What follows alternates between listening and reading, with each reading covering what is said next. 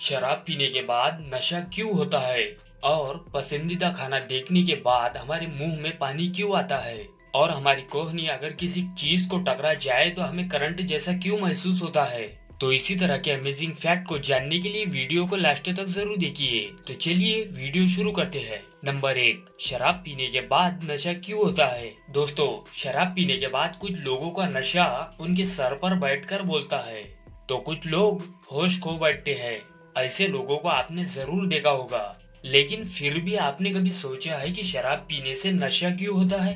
बता दें कि शराब पीने के बाद होने वाला नशा शराब में मौजूद अल्कोहल की वजह से होता है।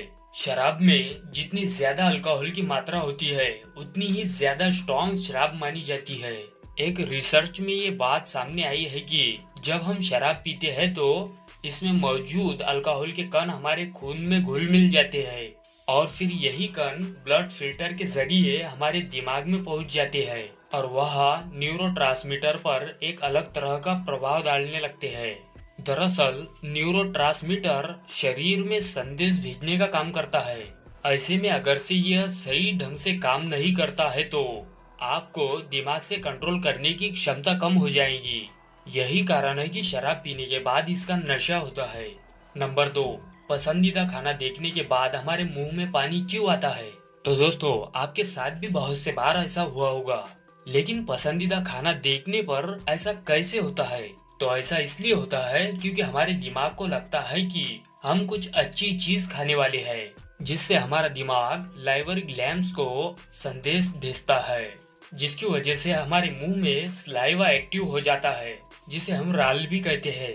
नंबर 3, हमारी कोहनी अगर किसी चीज को टकरा जाए तो हमें करंट जैसा क्यों महसूस होता है। दोस्तों, कोहनी यानी आम भाषा में जिसे फनी बोन भी कहा जाता है। तो अगर हमारी कोहनी किसी चीज पर टकरा जाए तो हमें करंट जैसा क्यों लगता है।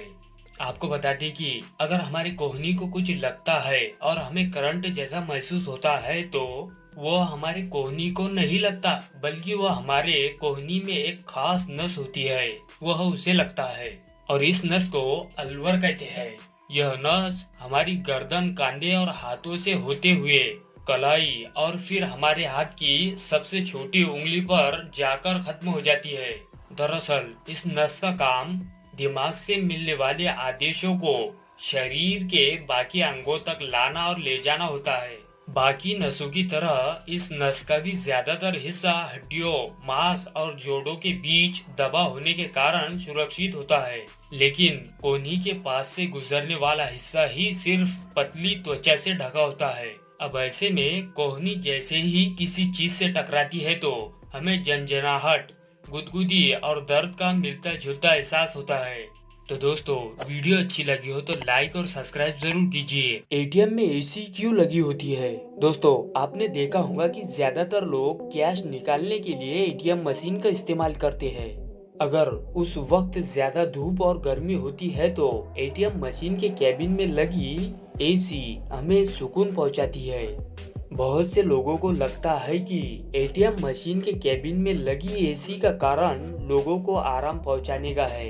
हालांकि इस बात में सच्चाई तो है, लेकिन ये बात पूरी तरह से सही नहीं है। तो चलिए जानते हैं कि ये बात पूरी तरह से सही कैसे है, यानी कि एटीएम मशीन के केबिन में एसी क्यों लगाई जाती है। तो दोस्तों, एटीएम मशीन एक इलेक्ट्रॉनिक मशीन है और उसे 24 घंटे चालू रखा जाता है। ऐसे में उसके गर्म होकर खराब होने के चांसेस ज्यादा हो जाते हैं।